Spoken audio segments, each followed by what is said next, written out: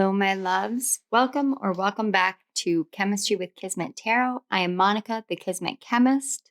If you are new to my channel, welcome. Welcome to the family. I am honored to have you here. If you are returning, welcome back. I have missed you.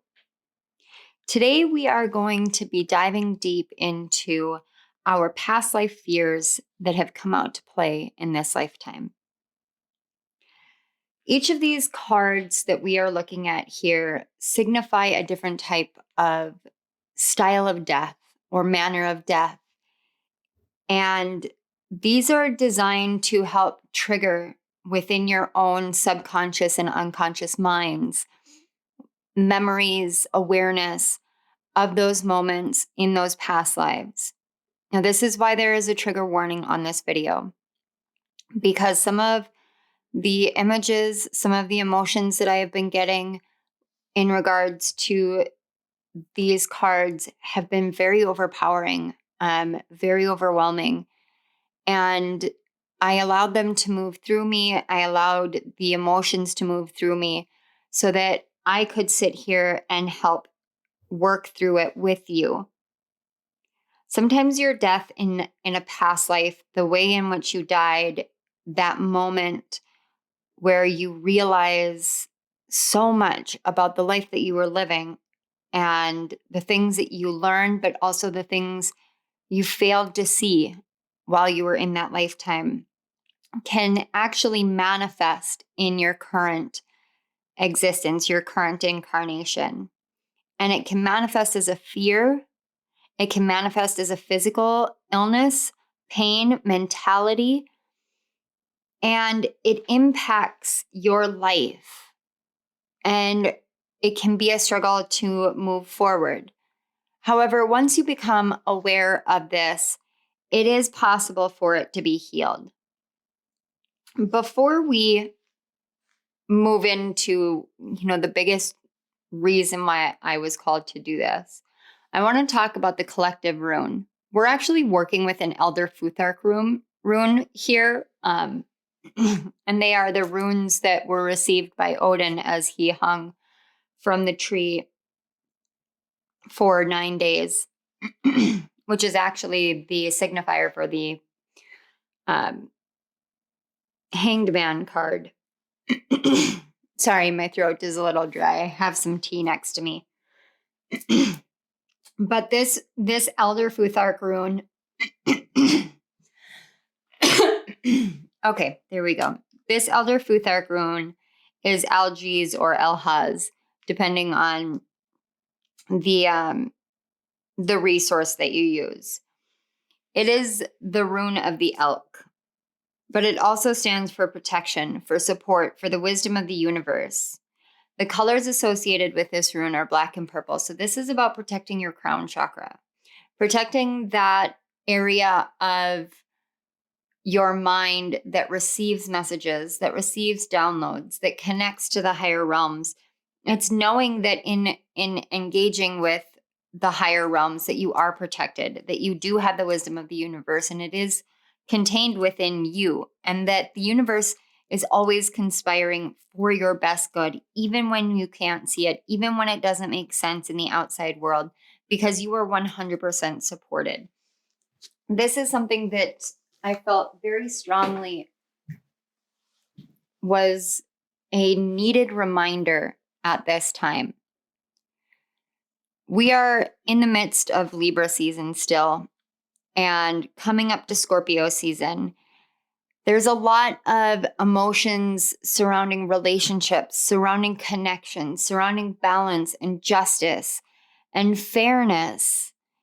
And we can find ourselves at times taking a step back and looking at our life and saying, this just isn't fair. Where is the balance? Where is karma in play? Where is truth and justice? Why am I suffering and this person is not, and this person has done so many things? And this is about realizing that you have the ability to transcend those moments. Sometimes there are things within us that we can't find the root cause of in this life, and it calls for us to look at a broader perspective, a higher perspective of where that could be coming from. In this case, we're looking at past lives. We're looking at another experience in another time in another place in which the manner of your death, the circumstances surrounding it, impacted an area of your life.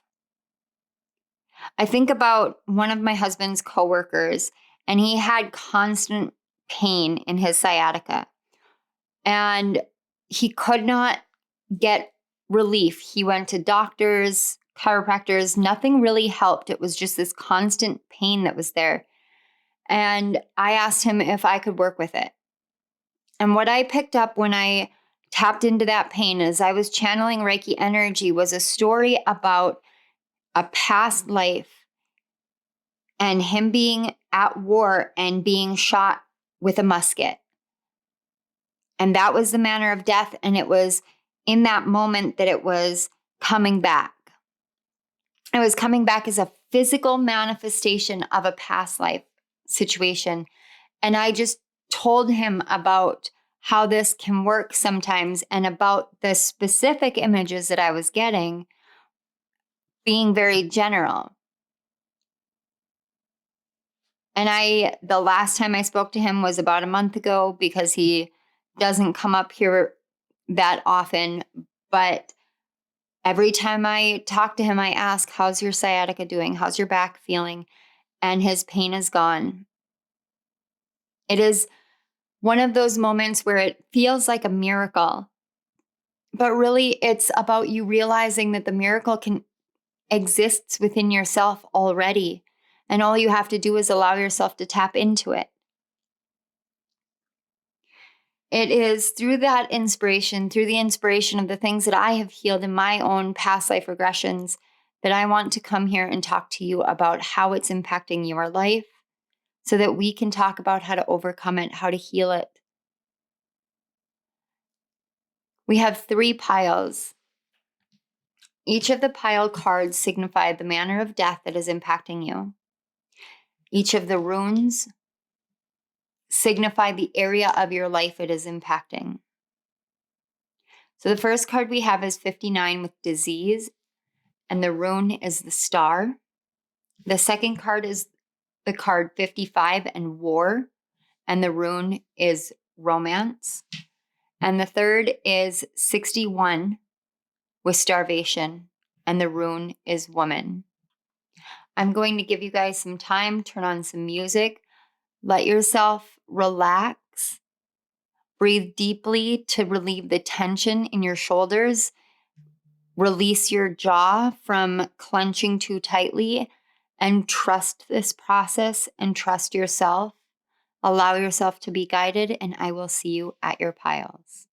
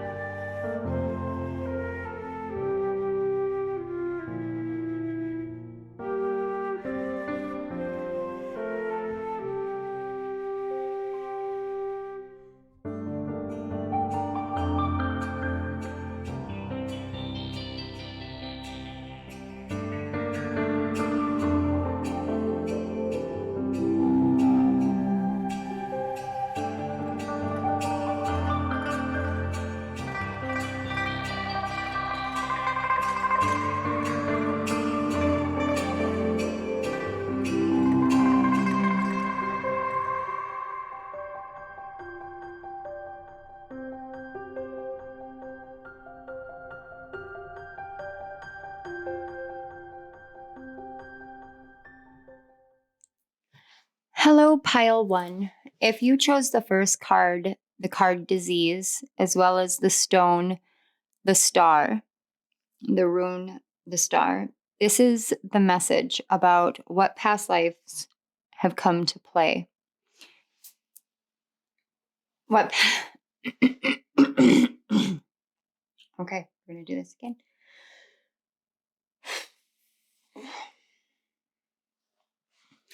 Hello, pile 1. If you chose the card 59 with disease, as well as the star rune, this is your message on what past life fears have come to play in this life.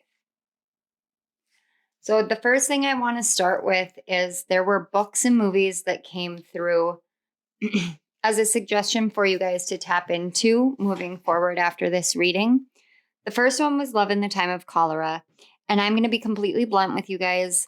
I have had this book on my shelf for about 2 years now, and I haven't read it. So I'm going to make a vow, make a promise right here and now that I am going to read this book next. As in, I'm going to pick it up today and I'm going to read it today.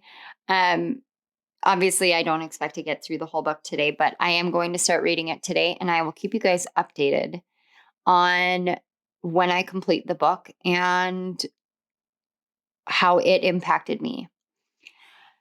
The other book was The Fault in Our Stars. Now, both of these books have movies. If you are not a reader, there is absolutely no requirement. I am a huge avid reader. That's part of the whole, like, when you're an author, you also tend to be a reader. And it's because of a love of words and a love of the way that stories get woven. But in both these instances, the story surrounds love and illness, love and disease. The other movie that came through, and I have to tell you guys, this is one of my all-time favorite movies, and maybe that makes me a little bit of a masochist because it's just such a horrible storyline for the most part, is The Painted Veil. And that's with Edward Norton, and I'm a huge sucker for Edward Norton. But each and every one of these has a theme surrounding love, hope, and illness. This card specifically, I got bubonic plague, I got the Dark Ages, but I also got things like chest colds, early 1900s in America, just those times in which disease was a more powerful force than it is today.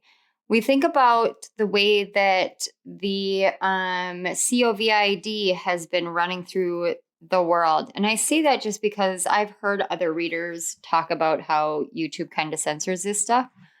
But we think about that and how it has been mutating and changing. And it almost is like it is one step further than we are, as though it responds and then we respond to it instead of the other way around. And this is something that back in 2020, when everything fell apart in the world, you may have found yourself in a state of this true deep fear, this sense that the light in the world was gone. And it may not have been completely rational for you. And that is something that what I'm feeling is like a huge struggle of, I don't understand. I didn't get sick. And it's something that I feel very strongly, especially with this pile, you don't speak about, you don't tell people about. But it shifted something where you had a hard time seeing the hope, seeing the purpose of things, seeing the light, because it felt like the darkness had descended. And this is something that happens. This is something that happens when we deal with past lives, and past lives involving disease, especially. There is an impact on the soul that feels like helplessness. It feels like hopelessness. I myself have been through a situation like this in my own life where I was chronically ill for years. And I when I say years, I mean from the age of 21, after when I was pregnant with my daughter Eliza and had her, so from the age of 20 actually until the age of 33. So, I mean, we're looking at 13 years of my life.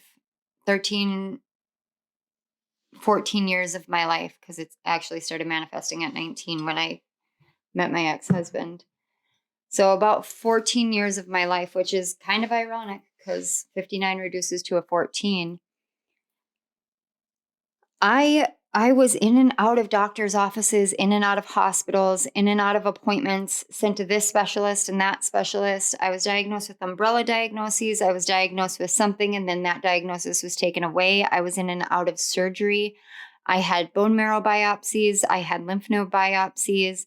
I had benign tumors. I got to a point where I was having surgeries so often that I felt like I was being parted. Forgive the kind of vulgarness of that, but it was like, when a bigger company comes in and buys a smaller company, and then they essentially just part it out. They tear it down and take the pieces of it and spread it around where it's better suited. It's like I was being parted out. And not because the pieces were useful, but just because they stopped being useful within my body. When you go through those moments, and for those of you in this pile, this pile is split. For those of you in this pile who are dealing with chronic illness, physical illnesses that cause chronic pain, chronic infections, anything like that. For those of you who may have cancer and or have overcome cancer and have chosen this pile and are just looking for an answer as to why it happened. Sometimes we have to repeat certain circumstances in order to find our own strength. This is what I'm here to tell you. This disease card, for those in this pile who have chosen it and have felt this way, the reason why you're going through what you're going through or have gone through what you went through is so that you can realize that there are alternative methods to healing, so you can understand that there is no such thing as helpless and hopeless, but that you have to find those things within yourself. I'm sorry. I just got hit with like this wave of like, you don't even know. And I do know. I do know. I do know because it was August of 2019, I sat on my couch and I looked at my husband and I said, I can't do this anymore. My liver is shutting down. My kidneys are not functioning properly. They don't know if they're going to last. I am bruised everywhere. My muscles are wasting and I don't have the strength to keep going to doctors. I need a break. I need a break from modern medicine. So I'm telling you because I can feel this. I can feel it so strongly with you that I do know what it is like and how hard it is. And I'm telling you, there is another way. There is hope. There is light. And that is one huge reason why I'm here sharing this message. Because there is hope.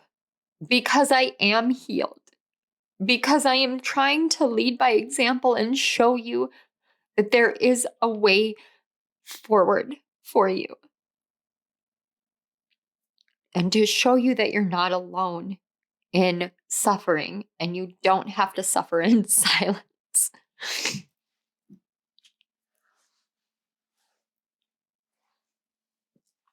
I knew I was going to be emotional during this. I knew the messages and the energies were going to be overpowering. For those of you who feel an irrational level of fear and disbelief, and as though the lights have gone out, it is quite literally because it is time for you to face the fact that these things do happen in the world, but that you're not powerless. And this is a different time. And so you get to do it differently this time. It's like I get this energy of a reset. We get a reset. When we understand these things, when we understand these struggles, and we say, okay, I've been going in all the wrong directions and doing all the wrong things, and I'm not finding anything that I feel like I am meant to find, we can feel so beat down. So beat down. it can feel like there is no such thing as the universe and spirit and support from the spiritual realms. There's no such thing as a wish on a star coming true. There is no such thing as hope. And people who tout enlightenment don't actually know what struggle is. And you can get angry, or you can get defeated, or you can just be so damn tired you don't want to continue. And that's the energy more than any other that I feel from this pile. And I empathize so deeply with you that I am crying with you, because I know I can feel other people's tears in this.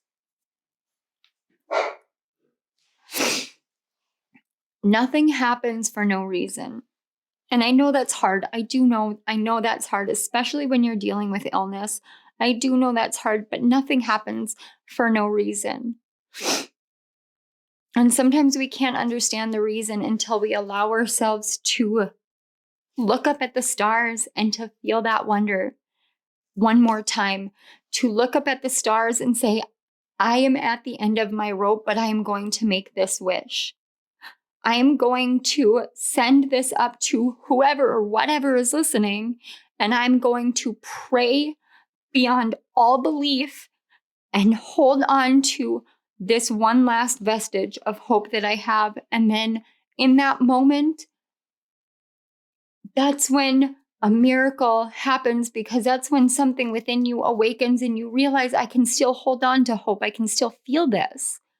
I can still feel this. I can still feel hope. And when you can still feel hope, then you can still feel optimism. Then you can still find answers. You can still discover within yourself a path to healing.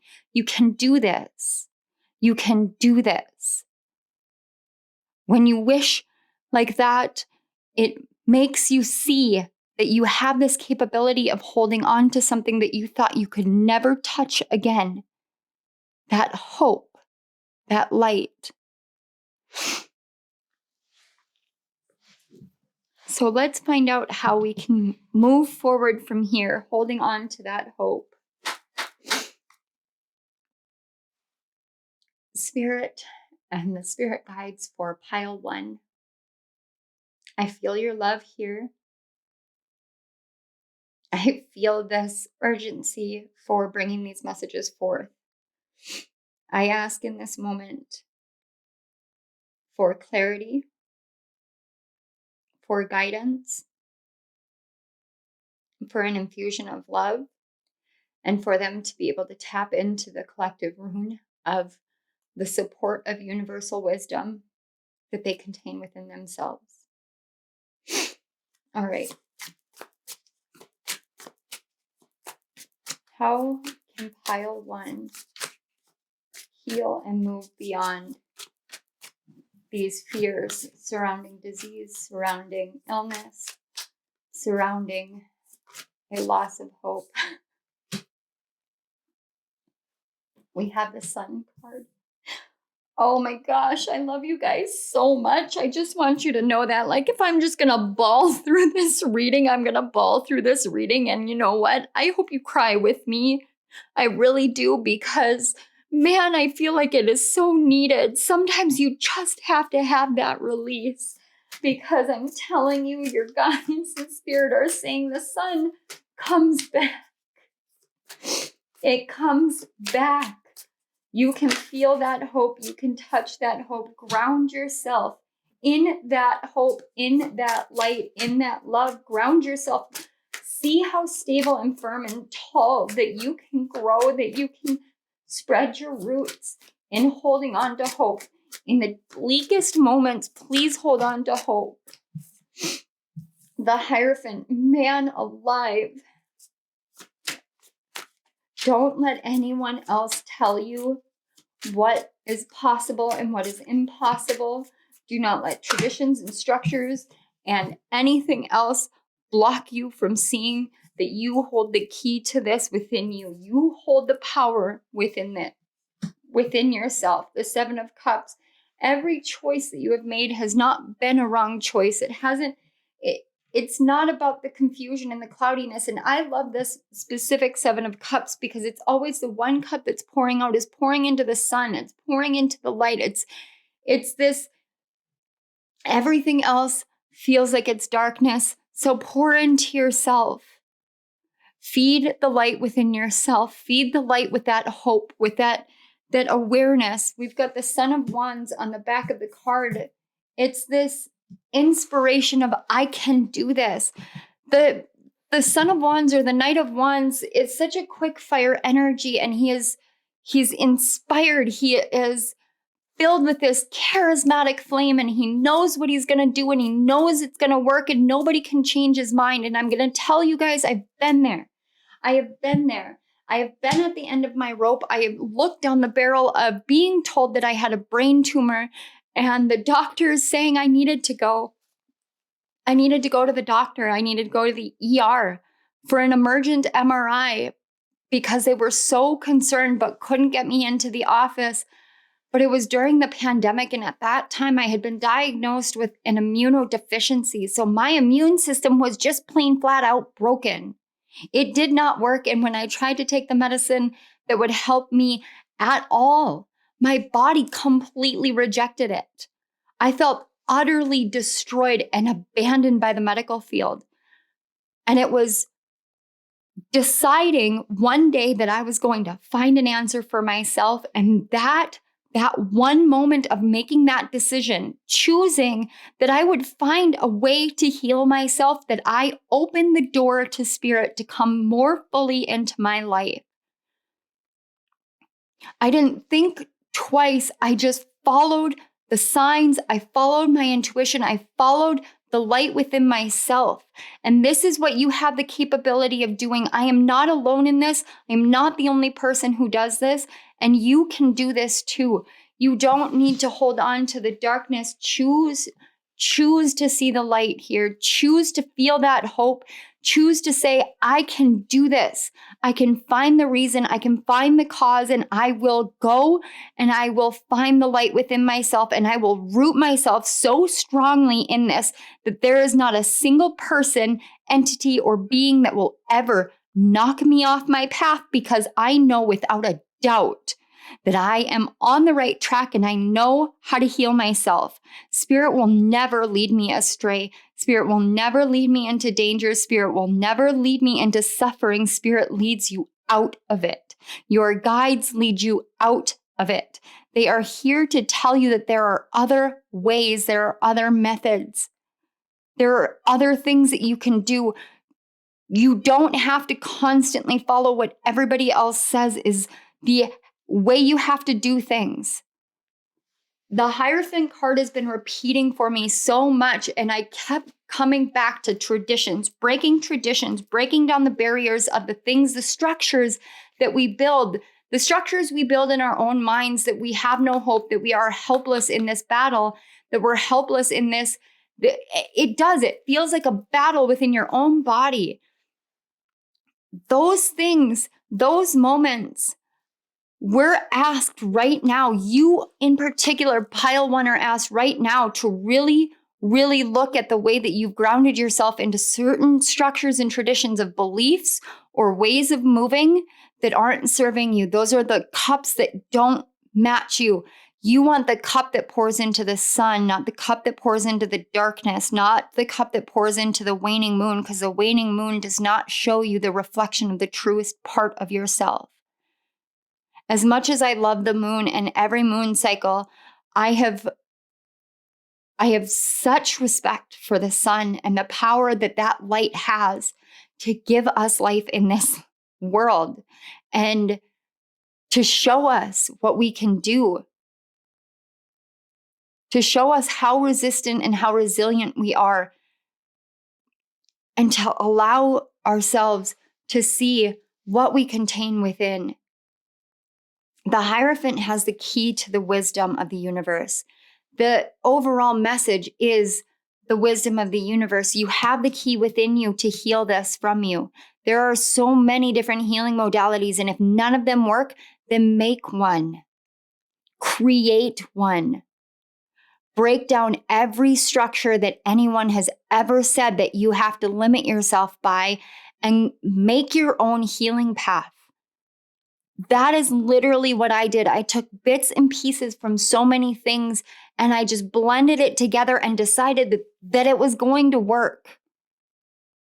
And it did. And I am not alone in the ability to do this. And I know that.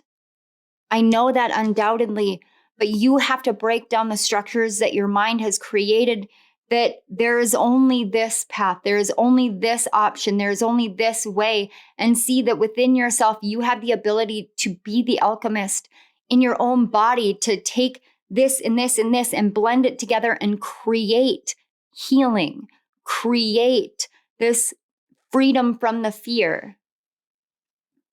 Let's get a little bit more here. We're going to pull from the spirit animals. Okay, we have the deer.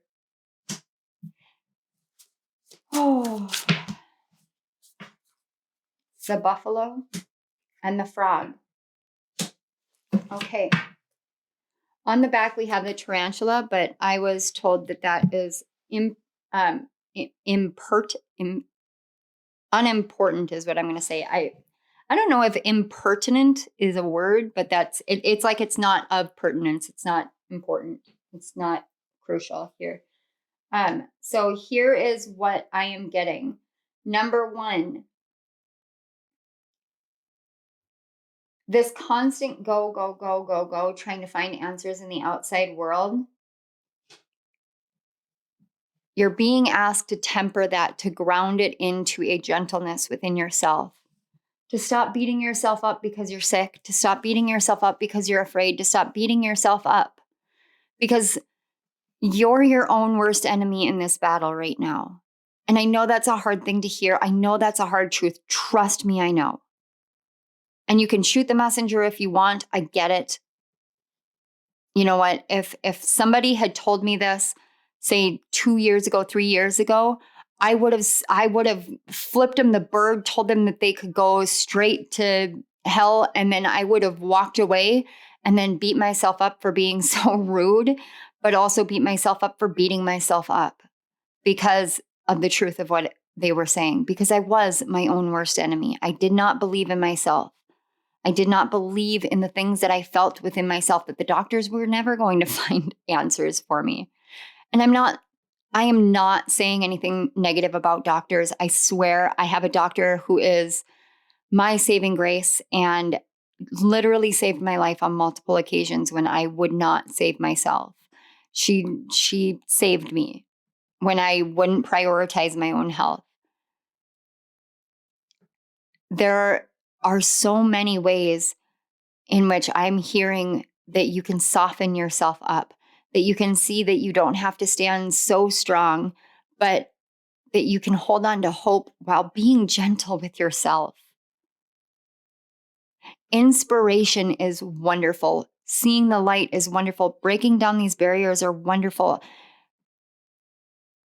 But you can't turn it outward and fight outwardly until you realize that you need to nurture your inner world. This is asking to be cleansed. This message about breaking down the structures and choosing the right path, choosing the path that is your own inner light, it's now asking you to cleanse out all of those old structures from your life. Temper all your actions with gentleness. Temper all of the brokenness with a cleansing. Just like I said with the tears, let yourself cry. Because what that will do is every inspirational spark, every piece of hope, every miracle that comes in is going to be grounded, rooted, and solid. The buffalo is one of the most stable and solid of all of the animals here. So let's find out what archetype you should be embodying. We have the hunter, and on the back, we have the womb. This is telling me that you're being asked to shift your focus. Shift your focus away from the fears of the structures and the traditions and everything, the fears of those. Cleanse those fears out. Let yourself cry, let yourself mourn, do whatever you have to do. but let yourself see the light that you have within you. Let yourself aim focused on what it is that you want to create. And if you want to create healing, know that you have that seed within you, and that seed comes from hope. Hope lost and hope found. Hope regained keeps your feet on the ground. I don't know if that is a quote or what, but that just came through. Hope lost, hope found, hope regained keeps your feet on the ground. It's like put one foot in front of the other and know that you can do this. Know that you can do this. Believe in yourself. I think the reason why the books and movies came through, and now I understand it, and we're going to talk about it in closing, it's because even if this isn't about love, it's about self-love, and we can feel as though it's hard to love ourselves when we're sick. We can hate ourselves. We can be surrounded by such horrible circumstances and things that we didn't choose and things that we didn't sign up for. Like, we didn't consciously say, okay, I'm going to be chronically ill. Okay, I'm going to have this horrible ingrained fear and not know what to do about it. We didn't consciously choose that, but our souls did. And so these stories give you that piece of hope, that awareness that something lives on afterwards, but that love is more powerful. Hope is more powerful. Still living is more powerful than allowing yourself to be in this state of it's too hard, it's too much.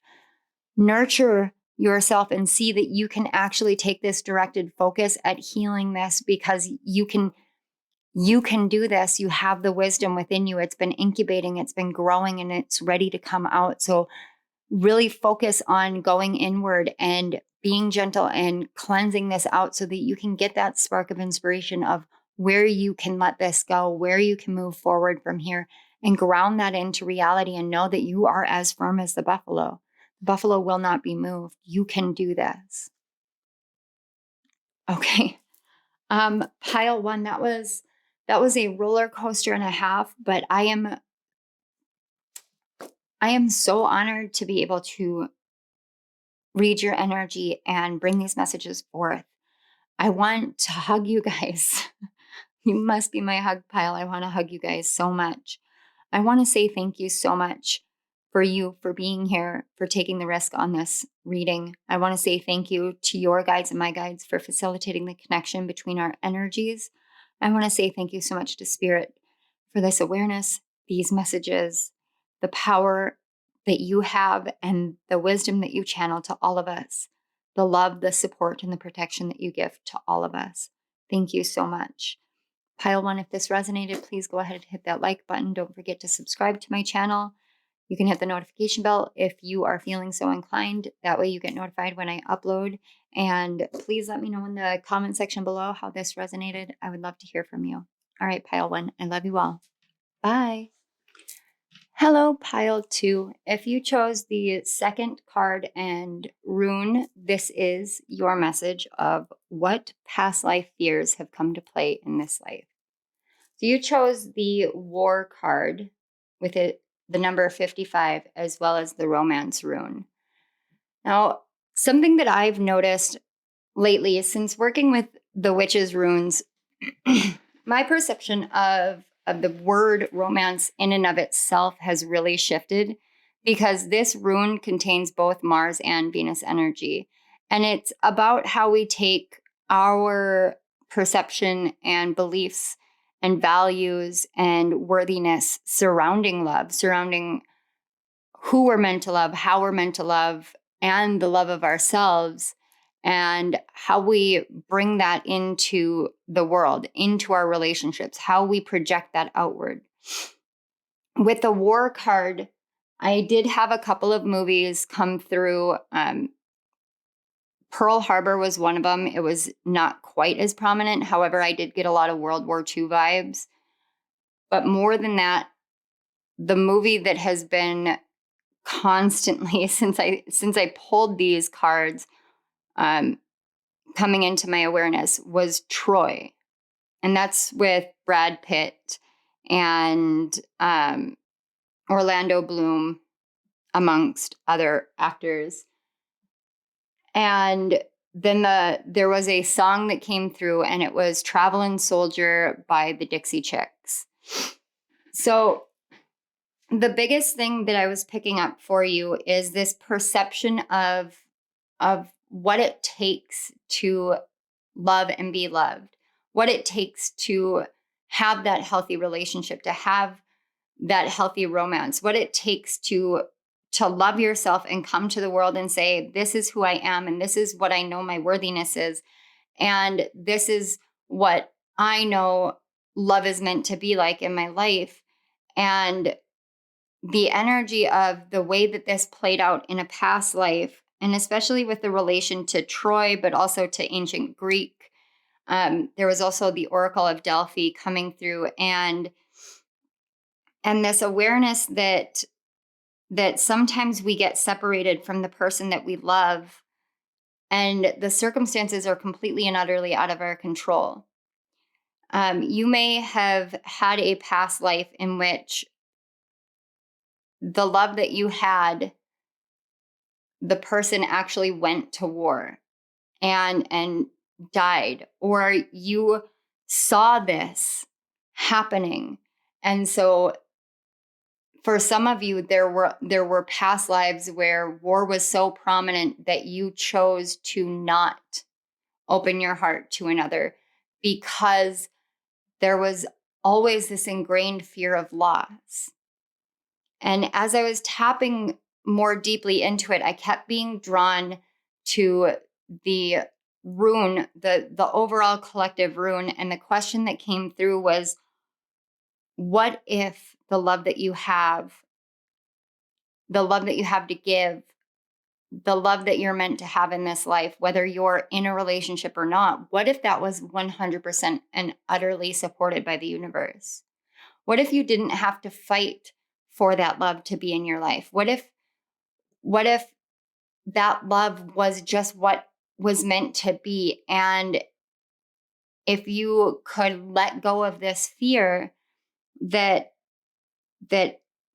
love and romance and bringing yourself fully into wholeness, meeting another and coming into this beautiful connection with another wouldn't take from you, but it wouldn't be a battle. It wouldn't be a hardship. And I'm seeing 4:44 on my clock right now, so I just wanted to mention that. It's like the foundations of the way that you perceive it, like the love that you're meant to have in this life. And again, I keep being brought to whether or not you have that in your life right now. The love that you have in your life, what if you could shift your perspective on it and see that it is actually supported by the universe? That you don't have to fight against spirit or fight against your guides to justify the love that you feel, because you feel it, because it's in your heart, it's in your soul. There are times where our souls remember other souls. They remember that connection that we had. They remember that love that we had. They remember that all-consuming, this is the person for me. And all of those past lives that were spent with this other soul, because we do this round and around. We do this so that we can learn all the different facets of love.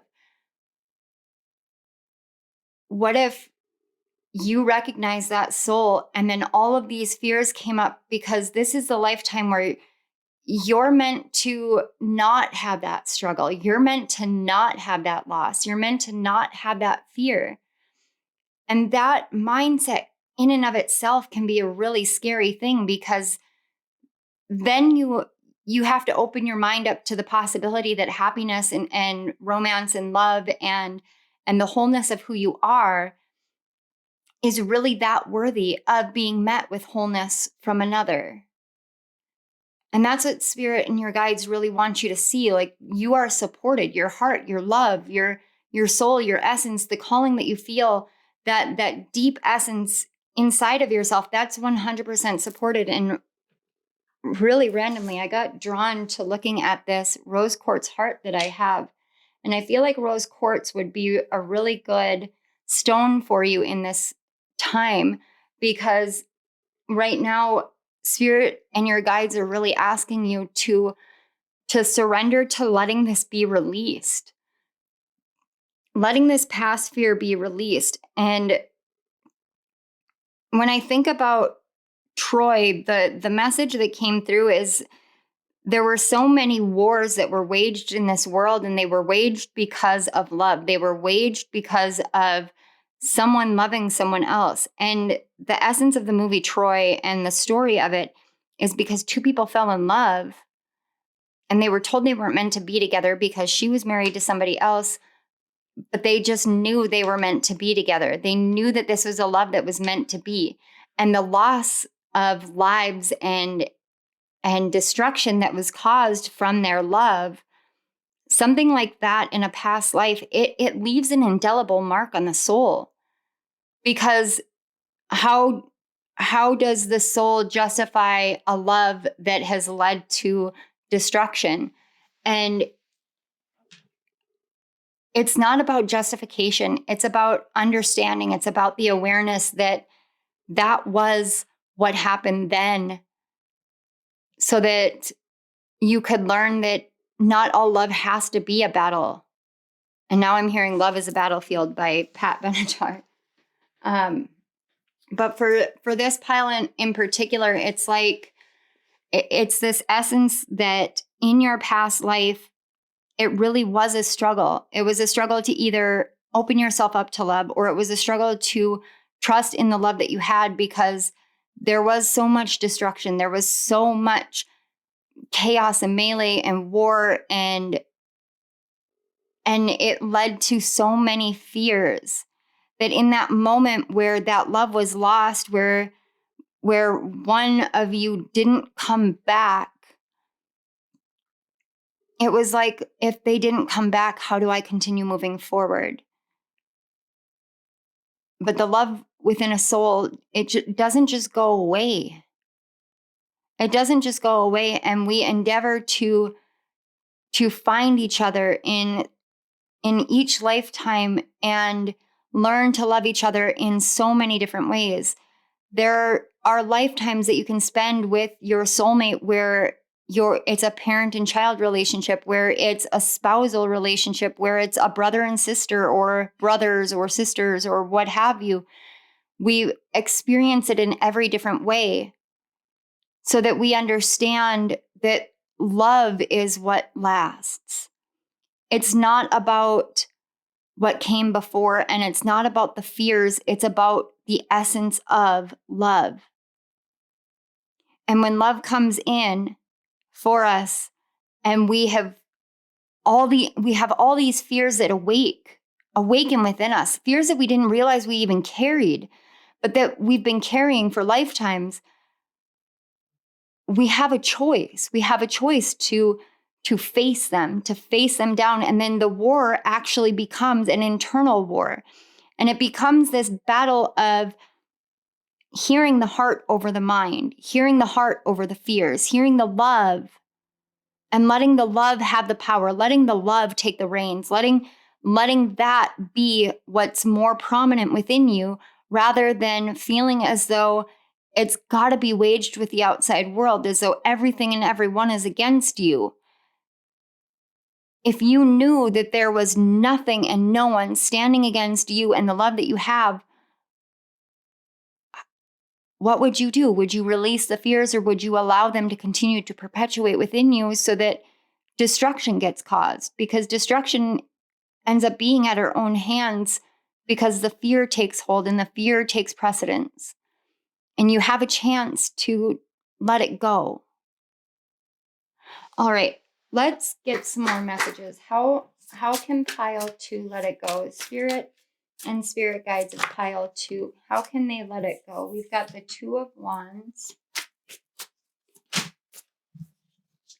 We have the Justice card. the Hierophant card, and the Seven of Swords. And then on the back of the deck, we have the Father of Wands. Okay.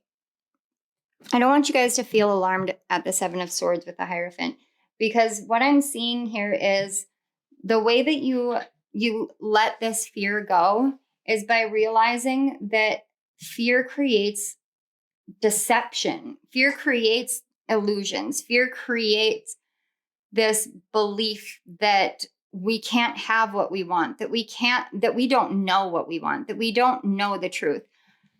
You let this go by seeing that you're already on the path that you're meant to be on, that there's this essence of, between the Two of Wands and the Justice card, of knowing that there is love and there is fear, and those are both polarities. And so if you know that they exist, then you know that you can balance them.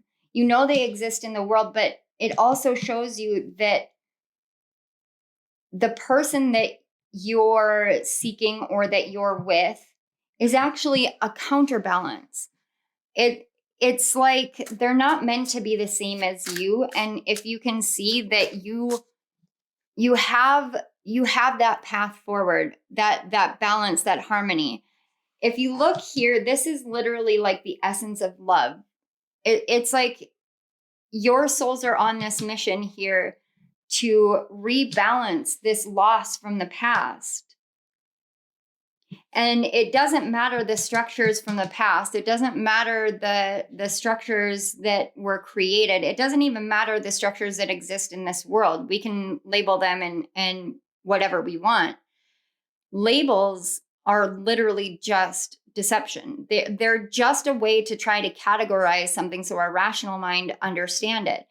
But the way to balance it is to understand that we have our own guidance system within ourselves, that we have the power within ourselves to say, okay, this is not something that I'm going to allow to continue in this life. I am not going to allow this to continue to be a fear, because I trust in my heart. And trusting your heart is at times a really difficult path. It's a choice that we have to make. We have to choose to trust. And if we keep looking to the past, we're never able to see what we have right in front of us at this given moment in time. Even if you're not in a relationship, how do you feel about yourself? Do you feel as though you're whole? Do you feel as though you are healed? Do you feel this fear within you? And does this fear have more power than the love that you have to carry? Those are questions that are really hard to answer, but they're absolutely, absolutely necessary to ask yourself. Because when we get caught up in traditions or structures from the past, we deceive ourselves that we can't change it. But change is a constant in this world. Everything changes. We change. On a daily basis, we change. We change the storyline. This Father of Wands on the back of the deck, that it's this overall energy of realizing that you have the power within you to sit there and say, I'm choosing this new storyline. I'm going to choose a storyline where what happened in the past, that loss in the past, is rebalanced with support and love and union and coming together in this life. I don't care about what people say it has to look like. I care only about how it really truly feels within me. And I'm going to release this fear of any kind of deception coming through that is based off of fear, because love does not listen to deception and love does not deceive. Real true love is the essence of honesty, transparency, intimacy, vulnerability. It's something that we can fear. We can fear doing because pain hurts. Pain, like heartache hurts. It hurts like a physical pain straight to the chest. It's like being torn apart from the inside out, but you have the power to say, this isn't going to happen in this life. Even if it happened in the past is the past and it's not here anymore. We are living in this exact moment right here. And that means that you can move beyond it. You can choose a different path. You can choose the path that is the one that is balanced, that is harmonious, that doesn't feel like this is going to be taken from you, because you know that you're deserving of it. You know that you're worthy of it. Remember that sometimes the world builds structures. They build structures that are necessary at the time. But those structures are not always necessary to continue moving forward. And we have to look and see whether the structures that have been built are actually helping or hindering us. If we really, okay. I don't know if you guys are my pile where I always like challenge spirit when a message comes through. But I love that. I love that I have a pile where I always feel like I do that. So what I'm seeing is this concept of twin flames that the world is on about, and how when I was growing up in the 90s, in the early 2000s, everything was, you're my soulmate, you're my soulmate, you're my soulmate. But in this day and age, soulmate has changed. It has adapted. It has become all-encompassing. And the premise of soulmate during my childhood has now been replaced with twin flame. So if you think about it in those terms, then the structures that we build in order to label something, label a connection that we have with another person, it changes over time. We exalt something because we want it to be that special, but the only way that it is that special is if we feel it within our hearts. So allow yourself to say, okay, I don't care what it's called. I don't care what the structures say. I don't care what anyone in the outside world says. I care what my heart says. I care only what my heart says, because my heart will never deceive me. My heart always knows the truth. And when you do that, you literally stand in your power and you say, okay, I'm choosing the path that has the most joy, the most love, the most unity, the most balance, the most harmony. I choose the path that has all the colors of the rainbow, and not the path that leads me down a black and white trail of this or that, good or bad, right or wrong. I am choosing to live in the rainbow instead of in the bleakness, in the narrowness. You choose to open yourself up, and then you harness that power within yourself and you say, okay, this is what I'm choosing. I'm choosing love. I am choosing love. And it doesn't matter if there was a fear that there would be loss, that I would have to fight for this love. It only matters that this is the choice that I'm making, and I trust myself and I trust my heart enough to make this choice. I'm going to show the world, because I'm going to come to the world every single day knowing that this choice that I've made is the right choice for me. So we have the golden egg, the owl, and on the back we have the bat. Yeah. Okay. So what this is literally telling me here is the golden egg talks about the heart chakra, the core of the heart chakra, and the owl is that divine wisdom. So this is, again, just confirmation saying you have this within you. You have this awareness, this understanding of exactly what it is that your heart is saying, what your heart is calling for you to believe, to see, to perceive, to feel, to engage in. This is your heart. Your heart knows. Your heart knows how to balance. Your heart knows the path that you're on and the path that you've chosen, and the person that is right for you. Your heart will always know. Your mind won't, but you have that wisdom within you. And again, this is one of those moments where I'm being drawn right back to this rune overall of the overall messages for everyone. And that is divine wisdom, the wisdom of the universe being contained within us. If we know that we contain the wisdom of the universe within us, then we can see, just like the owl, we can see at night, we can see 270 degrees on either side. We can see more than what the average person sees, because we allow ourselves to see through the eyes of the heart rather than our physical eyes, rather than what the mind perceives, rather than what the world says. And the bat being at the back of the deck tells me that you have this ability to see without your eyes. The bat carries you through the darkest times because it hears what needs to be heard, but it only hears what it sends out, not what anyone else sends out. It hears what it sends out and then is returned to it. The bat, using echolocation, will make that sound, and it will use that sound to be its guide. It uses its own voice.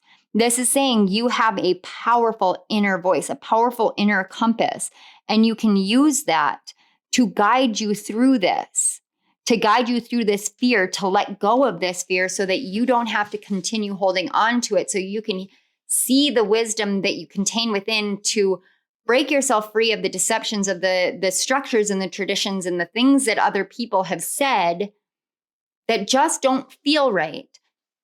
And actually hear what your heart is saying. Your heart is like the bat's echolocation. You want to use your heart so that it will go out. And when it comes back, then it comes back and tells you if something that you're interacting with is right for you, then you head towards it. If it's wrong for you, you'll hear it, you'll know it. It's this essence of you already know this within yourself. You know this. And so it's a shift of perception. It's a shift of allowing your heart to have more of a say in your life rather than your mind. And a lot of this energy, this is the golden egg is correlated to spirit, the essence, the center, the core. But the bat, the owl, even on the Hierophant card, we have energy that is of the mind. It's the air element. And while I have great respect for the air element and communication because it's what I do, I also know that some communication can lead us down the wrong path. It can lead us astray from what we actually know within ourselves. It comes down to knowing your own strength and your own wholeness within. So let's get the archetypes to work with. So we have the gem. And then on the back of the deck, no? Okay, we have Althea. And again, we've got that contrasting black and white, but I am going to actually read Althea from the book because this is a kind of hidden energy and I think I know what it is, but yeah. Althea is truth. Our soul recognizes the truth. When someone speaks it, a cool wave of relief washes over the room and all the facts and figures in the world fall by the wayside. Such is the power of Althea. It has an undeniable resonance that goes beyond the rational. We can also recognize Althea by its contagiousness. When we hear someone speak the truth, we see the truth within ourselves and are more likely to tell our own story. The Althea card requires us to step towards an act of truth. This might look like a conversation, a gesture, a poetic act, or a ritual that honors the unveiling of what's been concealed. Reclaiming your own truth is a way to reclaim your vital energy, health, and sense of belonging in the world. Truth has its own wings. Set it free. I love that because that's what we're talking about. It's knowing the truth of your own heart, knowing the truth of your own soul, not being caught up by the deceptions of what has been structured before. And in that sense, the gem itself is your truth. And you can look at the outside of the gem and it's covered with all of these like thorns and worms or just like little squirmy creatures. It's very reminiscent of the underworld card in this deck, but it's this beauty in the midst of all the chaos and all the destruction and all the ickiness that can exist. Just like the golden egg it's this one essence of beauty in the midst of all of this. The truth is your love, your heart, your wholeness, your own personal knowing that you know the path that's right for you, that you know what is right for you, and that you know that in this life you are 100% supported, protected, guided, and that you carry the wisdom within you, the wisdom from the universe to lead you on your path forward. And especially when it comes to connections, to romance, to love, that you know what you have within you to share with another. You know, if you're in a connection, you know what value that connection has. You know the truth, and no one and nothing in the outside world can sway you from that when you stand firmly holding on to that gem and standing in that truth and knowing that there is a counterbalance and there is a balance of everything and that you won't lose what is meant for you. This life is your chance to rewrite the story, to write the story that is your truth, that is your soul's truth, your heart's truth. Not anyone else's truth, but yours. Okay, pile 2. This was an amazing reading. Absolutely amazing. I am so deeply honored. I want to say thank you so much for being here. Thank you to your guides and to my guides for facilitating the connection between our energies.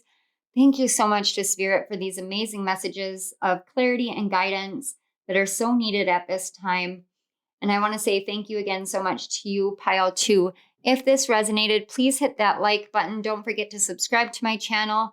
Hit the notification bell if you feel so inclined so you don't miss any of my upcoming readings. And let us know down in the comment section how this resonated.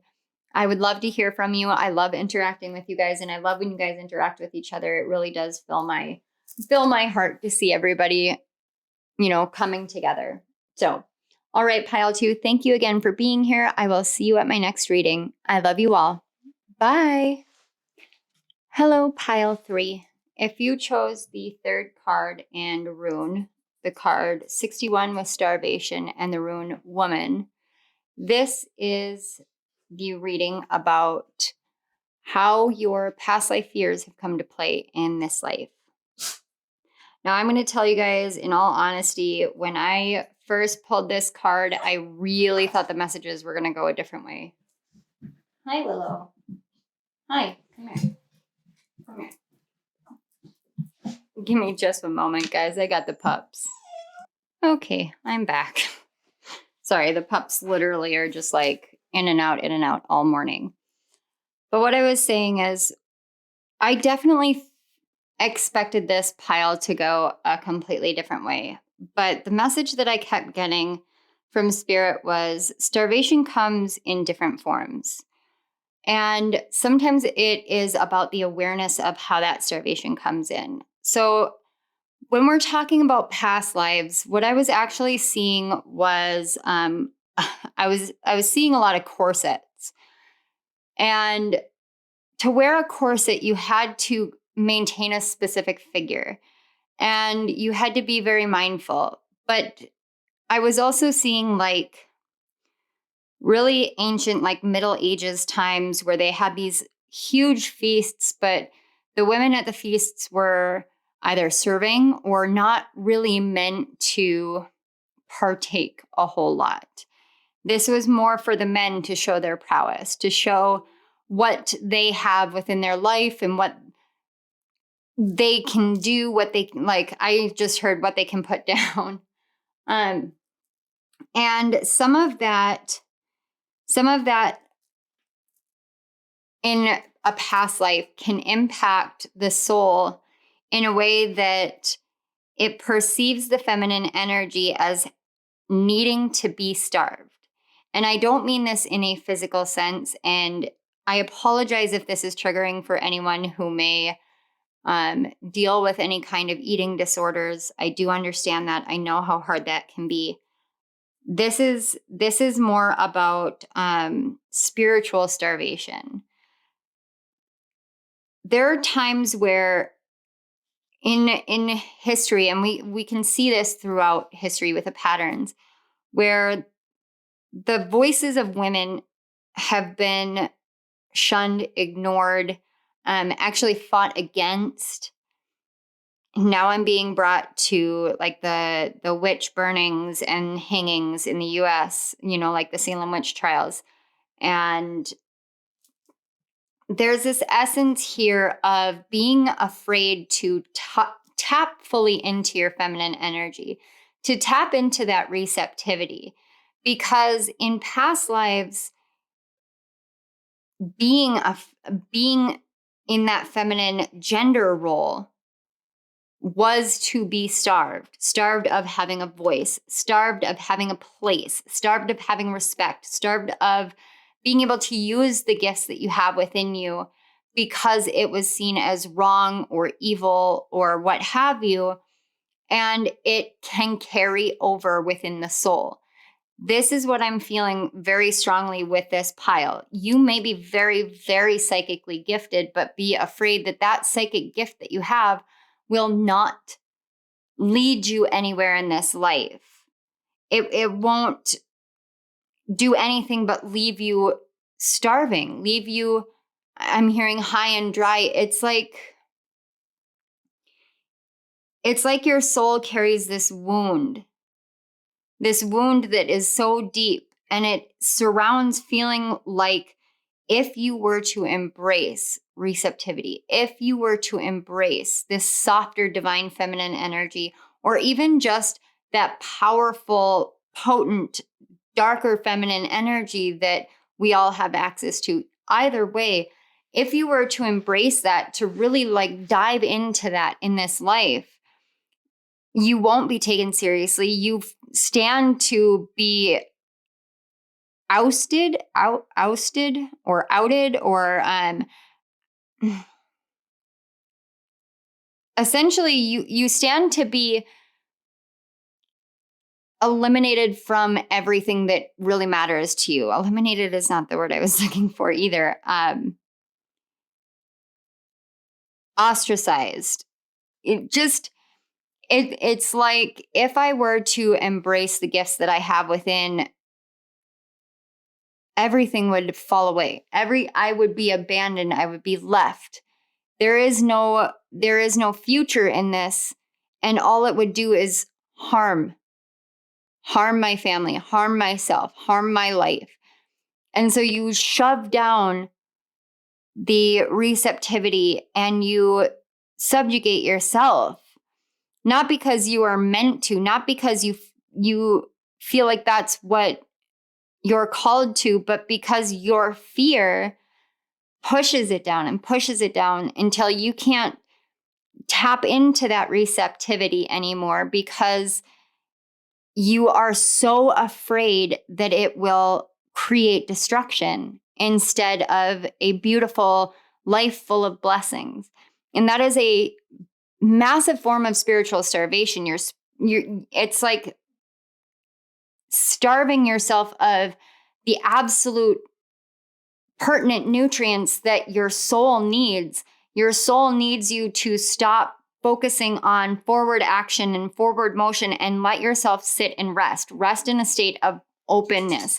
Rest in a state of receptivity. Rest in a state in which you're willing to let your gifts open fully, so that this fear no longer has a hold on your heart, your mind, and it frees your soul. I'm getting like the judgment energy from the Light Seers Tarot, which I'm not working with, but in that judgment card, she's standing and her hands are like this and her eyes are closed, and you can see her soul, and her soul is either being freed or it's coming down into her. And it depends on the perception that you have, but this is about you being more receptive to the gifts that you have within your soul. The longer that you deny them, the longer that you move away from them, the longer that you say, this is never going to lead to anything, the more you starve yourself of the blessings. You starve yourself of the hope. You starve yourself of what you could have. Spiritual starvation in that sense can end up manifesting in the physical form as well. So we can try and replace it with things. Consumption, we can lose ourselves on social media, or we can lose ourselves in eating the wrong foods, or we can lose ourselves in trying to attain certain things because we're trying to fill this void, this vast hole within ourselves, when in reality, the hole is not there. We're just filling up on top, it's like throwing dirt on top of something that you've buried within yourself. And what you are being called to do instead is to unearth it, to let it out. This reading is past life fears come out to play, but what should be out and playing is your divine feminine side, that receptivity, that awareness that we all contain both energies, and both energies are crucial and essential to our life, to our soul, to our purpose, to our path.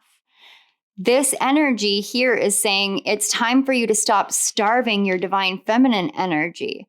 It's time for you to open yourself up, put your arms up in the air and say, Spirit, come to me. Spirit, fill me.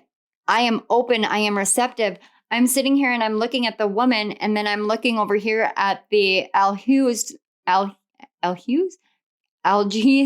however you want to say it, Rune, and they're the same, except this one only has two. There is that middle that isn't filled, but this one is filling it. And that's that divine wisdom of the universe, that support, that love, that connection to the universe is that third prong, that third piece. And so it's you opening yourself up and saying, I am ready to allow this part of myself out. I am ready to allow myself to embrace this part of myself because I know it is crucial and essential to the whole of who I am.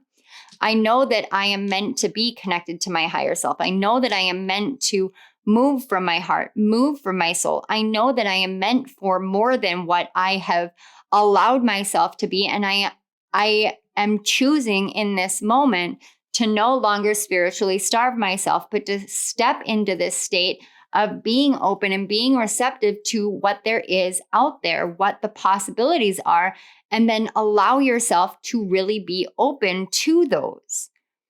Not just pay lip service, but to follow it up with directed action, and directed action in the form of, meditation or exploration of your inner world, finding the things that your divine feminine is calling for you to do.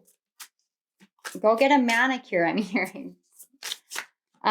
Okay, let's find out how we can spirit and spirit guides for pile 3. I come to you and I ask today that you give clarity and guidance on how to help unearth the essence of this divine feminine energy, open more up to it, connect deeper to it and to the universe, to feel that wisdom, to feel that support, to feel that love and protection. Spirit and guides for pile 3. Where are we going from here? We have the Son of Pentacles.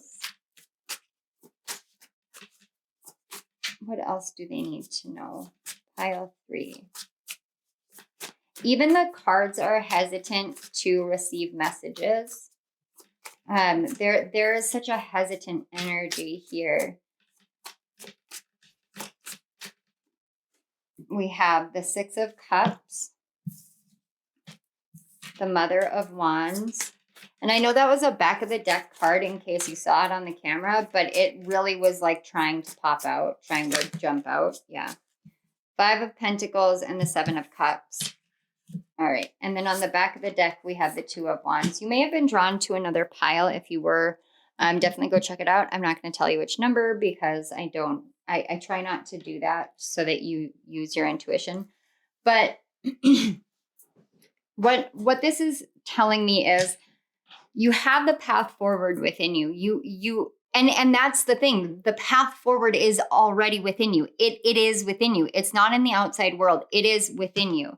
It's shifting yourself out of the darkness and realizing that the essence of who you are is grounded here in the physical world. It's grounded in your power.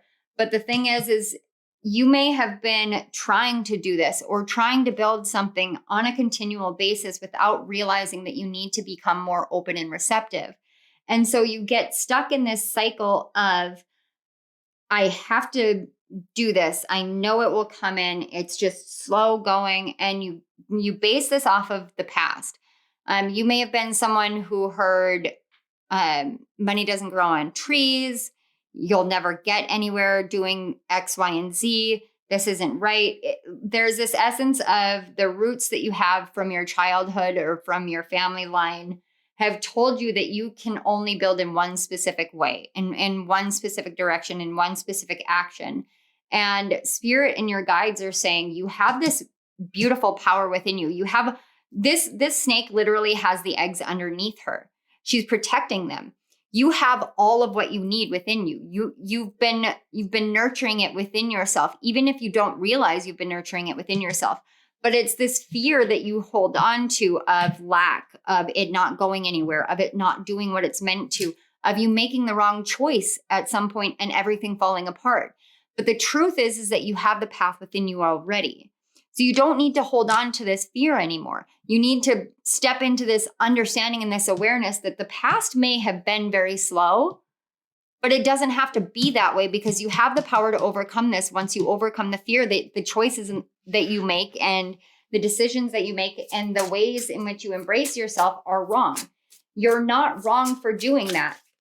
You don't lack anything. You have everything that you need within. And I'm looking at this Five of Pentacles, and with the flower, it makes me think of Beauty and the Beast and the rose and how there was a curse placed on the beast.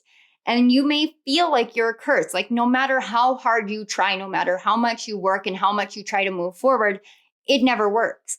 And you're just watching as the petals fall away of all the hopes and dreams and wishes that you had. And then you don't think that you could ever be receptive, because every time you've tried to be receptive, it has led you down paths that felt like they were wrong. But if you think about it this way, every path that you have gone down has led you to this point. And tomorrow, every path that you have gone down will lead you to where you're at tomorrow, which means that every path has helped grow you, change you, help you become more assured of yourself. And in that way, it has all come from within, which means you don't lack anything. There's nothing that you're missing. Even if your outside world shows this at some point, it doesn't necessarily mean that. It just means that there is that difference between the two. But if you step into the state of trusting yourself and opening yourself up to receiving fully, just knowing that you being here and now and sitting in this place and sitting in this awareness and sitting in this energy and saying, I know what my worth is and I know what I am capable of and I know the work that I have done is worthy of X, Y, and Z, then you open yourself up to actually receiving the return from the work that you've done. And in that way, then you are giving yourself the resting state that you need so that you have all of the energy to move forward. And you keep that in balance, that outward action, inward receptivity, outward action, inward receptivity. And you do this in harmony and balance, but there's also a message saying, don't overcomplicate it. And I know I've said this before in other piles, not in this reading, but in other readings, where don't overcomplicate it. Your mind can overcomplicate receptivity. It doesn't mean that you have to sit sit cross-legged like a Buddhist monk and chant Om on a regular basis. If that helps you, that helps you. And don't let me sway you from doing that if that genuinely is a help for you. But if you're someone who doesn't meditate regularly or doesn't know how to meditate or can't shut your brain off in meditation, it's about learning that there are other activities that you can do in order to slow your brain down so that you're not fighting incoming energy. You allow it to come in. You give it the time, you give it the space to come in. That receptivity, you give it that time and space to come in. And when you stand and you know your power and what you have within you, then you know that any choice that you make is going to be the choice that's right for you to continue moving forward, because you have the path within yourself. And you're going to be able to make the choice knowing all of this, knowing the power that you have that will help you overcome this. And then your flower actually transforms. And with the beast, it was opening his heart to someone else, opening his eyes and his perception to a different way of behaving, a different way of responding, a different way of feeling about himself. It wasn't ever about how he felt about Belle, even though that was the perception. It was how he felt about himself. Someone is showing him that he is capable of doing something different, teaching him that he's capable of doing something different. And then he does it. It's not because someone else told him. It's because he made the choice to see that it is possible. Someone else just opened his eyes. You have the capability of seeing that it is possible for you to respond and to believe in a different way and to become more receptive and more open. And that will help you feel more fulfilled. When you're spiritually starved and you move forward in the world, then you're feeding other people or you're nourishing other people from an empty cup. And that empty cup needs to be refilled. So you have to take that time out to refill your cup. And I know that a lot of spiritual teachers teach this, and I'm no different. But the essence of filling your own cup means knowing what it is that you need, knowing what it is that you want, knowing what it is that makes you feel fulfilled, that makes you feel sustained, and trusting in that. Okay. Do we have any further messages for pile 3 on this? How can they fill their cup up? and become more receptive. We have the Hawk with the Son of Pentacles and the Six of Cups. And for the Mother of Wands, the Five of Pentacles and the Seven of Cups. Spirit and guides for pile 3. Again, there's still that resistant energy. We have the Lizard, and then on the back we have the Fire Ant. Okay, so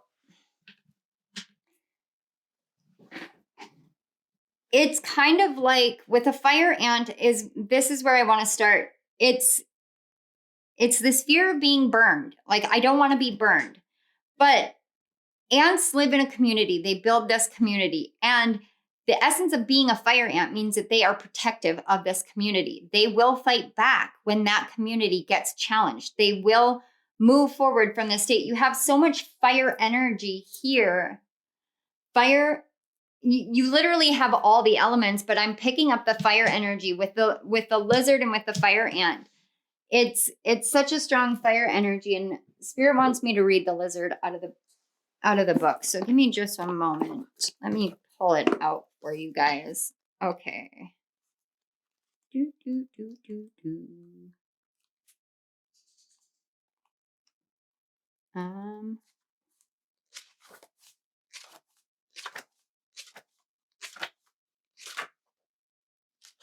Did I miss it? I missed it.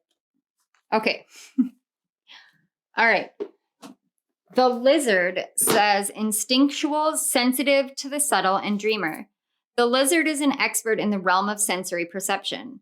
As if it had a sixth sense, the lizard hears what is yet to be spoken and sees what is yet to manifest.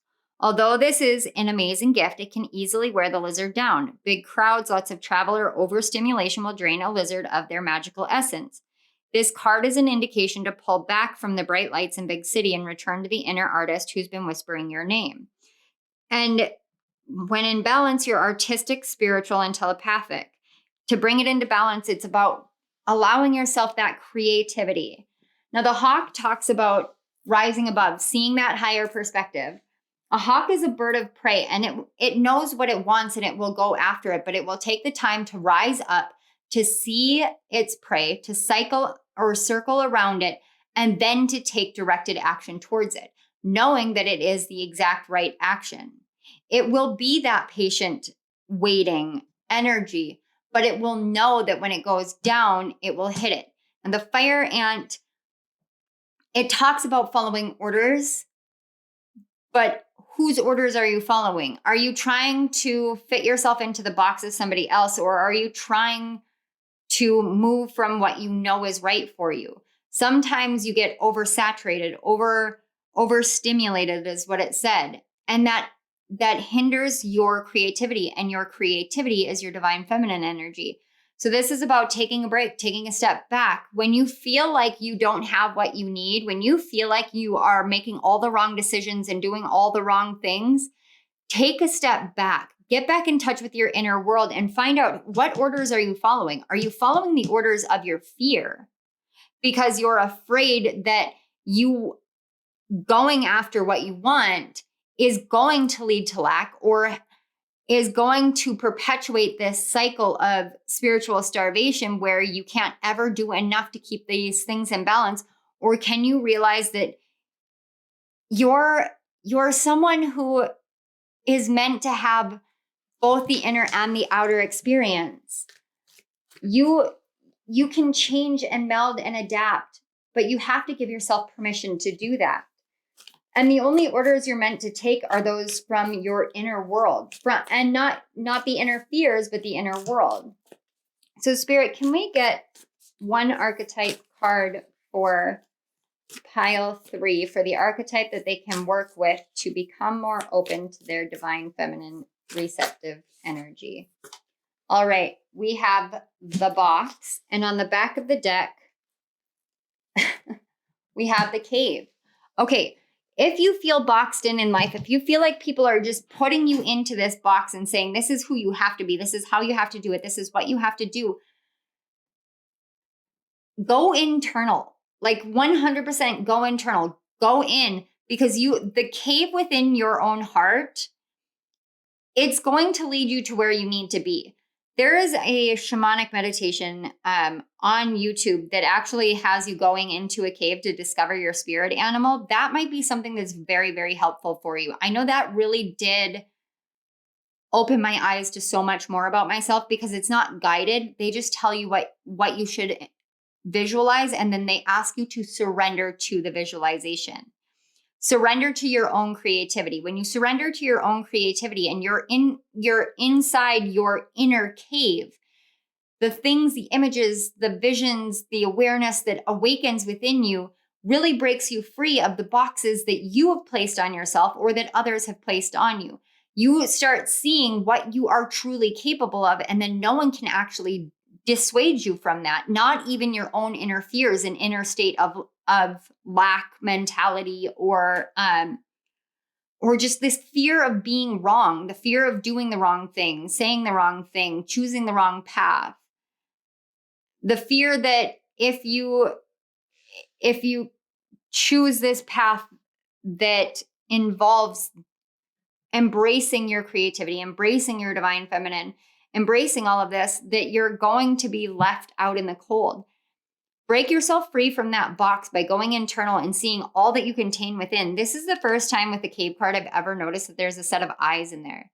It's literally seeing into your inner world is going to awaken you. And if you look, we've got the eyes here. Here you have the crown. It's like the time has finally come for the crown to open within you. Your crown chakra to open, for you to realize what you contain, the connections that you contain, the wisdom you contain. And you are 100% supported on your journey. But when that fear comes in, that fear takes hold, and it starves you from the truth that you are protected. And then you put yourself into a box and you say, well, I can't do this or this or this.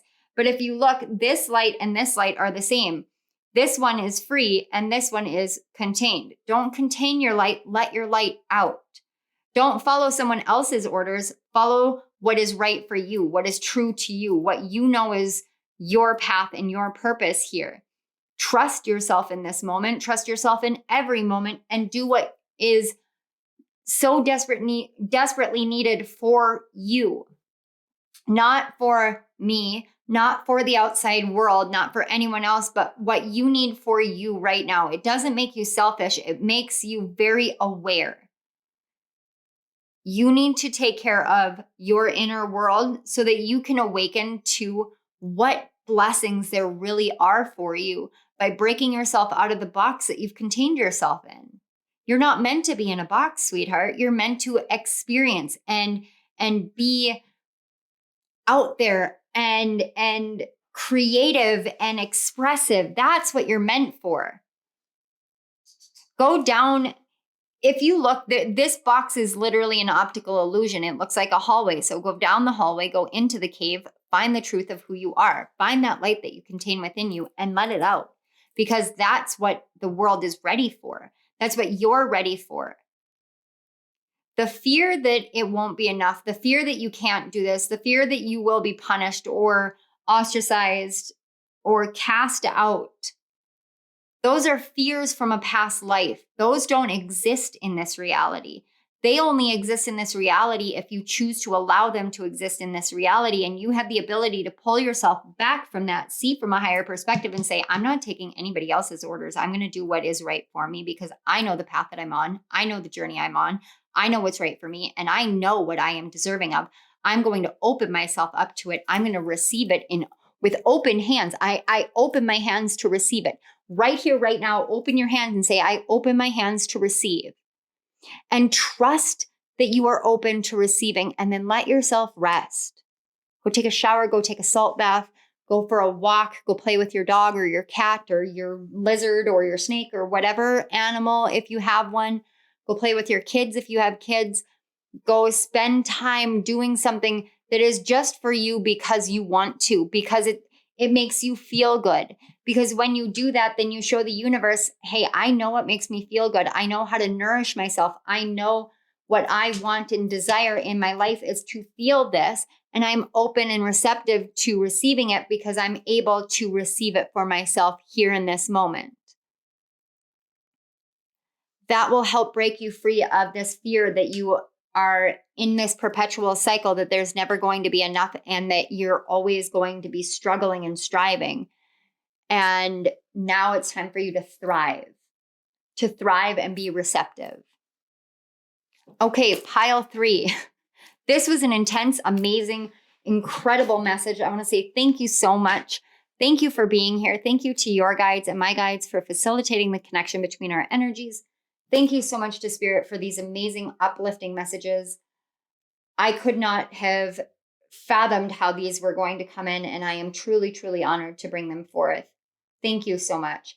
If this resonated, pile 3, please go ahead and hit that like button, subscribe to my channel, and hit the notification bell if you feel so inclined so you don't miss any of my upcoming videos. And let us know down in the comment section below how this resonated, how you're doing. Even just make a bold statement to the universe in the public eye and say, I am open to receptivity. Step into that powerful divine feminine who knows her worth and knows what she can receive. I believe in you. All right, pile 3, thank you again so much for being here. I will see you all at my next reading. I love you all. Bye.